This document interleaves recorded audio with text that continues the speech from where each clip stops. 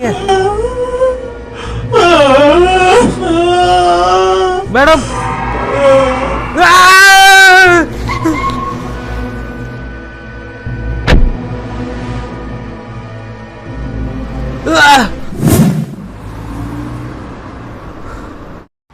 दोस्तों नमस्कार। मुर्दा शरीर चलते हैं।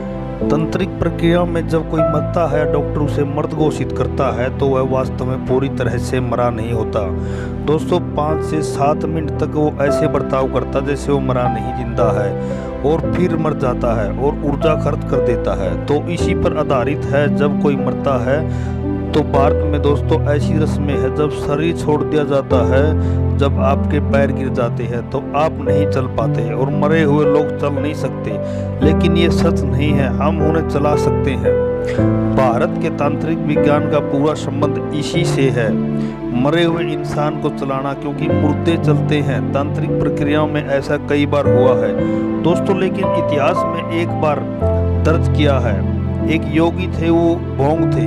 भोंग का मतलब होता दोस्तों बंगाली। वो बंगाली थे और वो वाराणसी में रहते थे और अपने गुरु के पास नियमित जाते थे। अलग अलग चरण सीखते थे और चरण दर चरण उसमें महारत पा रहे थे दोस्तों। और कई बार उन्होंने इसका प्रदर्शन जब सबके सामने प्रदर्शित किया। तो अब दोस्तों अगर आप पक्षी हैं और मरा हुआ पक्षी है तो उसे सबने देखा है, सबने परखा है। मरने के का नाटक नहीं कर रहा हूँ, बल्कि मरा हुआ है। अगर वो पिछले 3 घंटे से मरा हुआ है तो दोस्तों 3 घंटे में पक्षी सख्त हो जाते हैं। शरीर का दोस्तों कड़ापन पक्षियों में जल्दी नहीं होता। तो पक्षियों के शरीर का तापमान दोस्तों मनुष्य के तापमान से अधिक होता है। पक्षियों के मरने के दोस्तों बाद 3 घंटे बाद अगर कोई भी पक्षी उसके पास लाते हैं तो साधारण मैग्नीफाइंग ग्लास, वो भी सीधी धूप से नहीं बल्कि शीशे से आ रही धूप से, उस प्रकाश में मैग्नीफाइंग ग्लास द्वारा उसको जिंदा कर देते थे।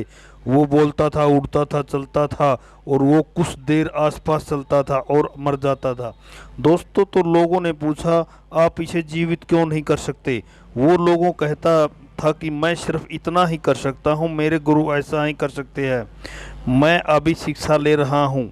लेकिन ये जो भी करते हैं अपने देवता के सामने या उनकी मौजूदगी में करते हैं। तो ऐसे बहुत ही योगी हुए। दक्षिणी भारत में एक और योगी थे, वो कर्नाटक के रहने वाले थे। एक युवा लड़का मर गया दोस्तों, उसके माता पिता उसको लेकर आए और रोने लगे। योगी ने उसकी हालात देखी, उन्हें पता चला कि इस लड़के का मरना निश्चित नहीं था। योगी ने अपने तेल के दिए में उंगली डबोई और उस मरे हुए लड़के के मुंह में डाल दी। तो दोस्तों योगी ने तेल की उंगली उस मरे हुए लड़के को मुंह में डाली और वो जीवित हो गया। जब कोई मरता है या डॉक्टर उसे मृत घोषित करता है तो पूरा मरा नहीं होता दोस्तों, कि मृत्यु धीरे धीरे होती है दोस्तों।